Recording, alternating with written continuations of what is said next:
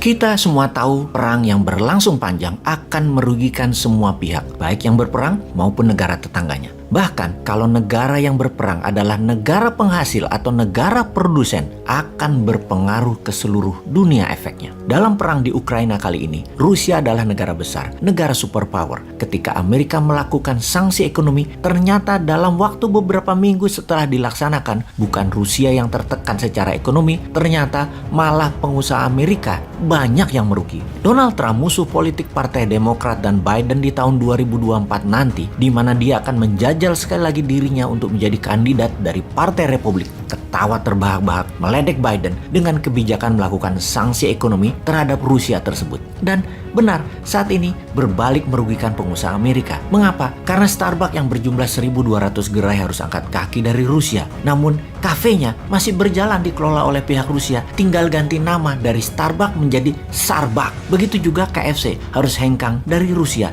diganti logonya saja sama perusahaan mitranya tersebut yang malah mendapat windfall 100% untung, milik sendiri semuanya sekarang. Jadi Siberian Fried Chicken kalau nggak salah namanya. Di sisi sosial media, IG, FB kehilangan lebih dari 9% income mereka dari Rusia. Juga misalnya Heineken Beer, Food, perusahaan chips, dan banyak lagi bidang usaha yang berusaha di Rusia dalam hitungan global kehilangan 10% sales dunia mereka rata-rata. Yang paling parah adalah industri high teknologi karena chips banyak datang dari Rusia. Juga industri aviasi penerbangan yang titaniumnya 80% datang dari Rusia. Intinya malah memukul balik Amerika, memukul balik Inggris. Karena itu EU atau Uni Eropa Barat tidak menjalankan sanksi ekonomi terhadap Rusia. Takut Eropa Barat mah sama Rusia. Bahkan Indonesia kali ini benar tidak melakukan sanksi ekonomi tersebut. Seperti halnya Tiongkok. Walau Indonesia transaksi dengan Rusia secara total nasional merupakan kira-kira di bawah 45% transaksinya, menjadikan tidak ada gejolak ekonomi di Indonesia. Apalagi ada 30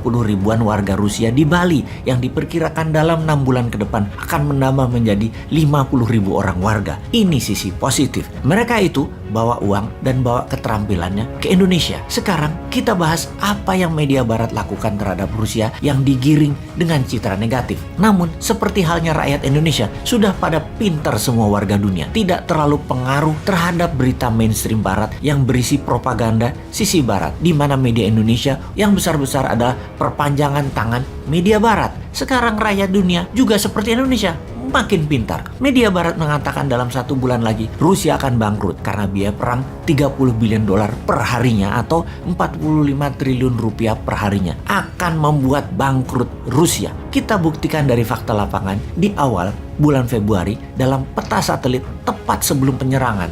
Diperkirakan ada 190.000 tentara, 1.800 tank, 2.700 kendaraan logistik seperti truk tangki, truk pangan, dan berbagai amunisi terdata di lapangan. Ketika kemarin di akhir bulan Maret, foto satelit wilayah yang sama di perbatasan Rusia-Ukraina tersebut terdapat kamp tenda yang masih berpenghuni. Sekitar 30 ribuan tentara. Kendaraan tank lapis baja ada sekitar 800-an. Truk logistik ada sekitar 1000-an. Hal ini mengejutkan pengamat militer dunia. Diperkirakan ternyata Rusia hanya mendeploy dan menggunakan 60% pasukannya masuk ke Ukraina. Bisa dibayangkan, ternyata Rusia hanya menggunakan 16% kekuatan pasukannya ke Ukraina dari 1,2 juta tentara aktif Rusia, dan untuk menyerangnya bahkan hanya menggunakan 13% pasukannya saja. Pengamat militer dunia berkesimpulan bahwa Rusia bukan menganggap enteng Ukraina, tetapi membuat NATO berpikir keras terhadap Rusia bahwa dengan menggunakan 16% tentara saja Ukraina sudah takluk. Bagaimana NATO berani masuk ke Ukraina? Berapa banyak akan dikirim tentara NATO ke Polandia misalnya sebagai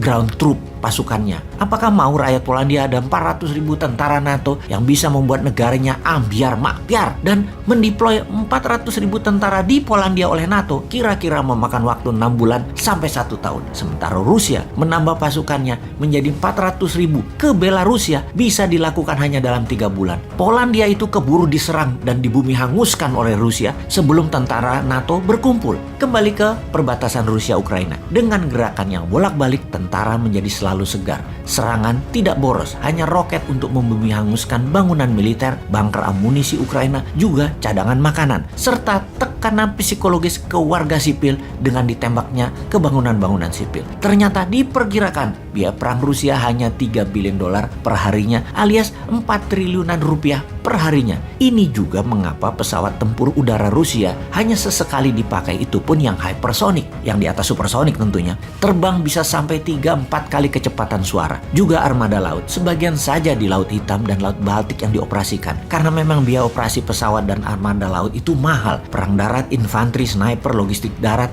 semua perangnya itu biayanya lebih murah. Dan juga kita semua tahu, setiap kenaikan 10 dolar per barelnya, Rusia itu untung 1 billion dolar per harinya dari bisnis minyak. Alias kalau harga minyak mentah 106 dolar hari ini naik ke 116, Rusia untung 1 billion dolar per harinya. Jadi kalau memang perlu biaya maksimum lagi, ya tinggal geret aja ke 136 dolar per barelnya. Untungnya 3 billion dolar per harinya. Ya perang tersebut bisa bertahan selamanya bagi Rusia. Impas, perangnya gak rugikan kantong APBN-nya Rusia. Emangnya negara, ya gitu deh.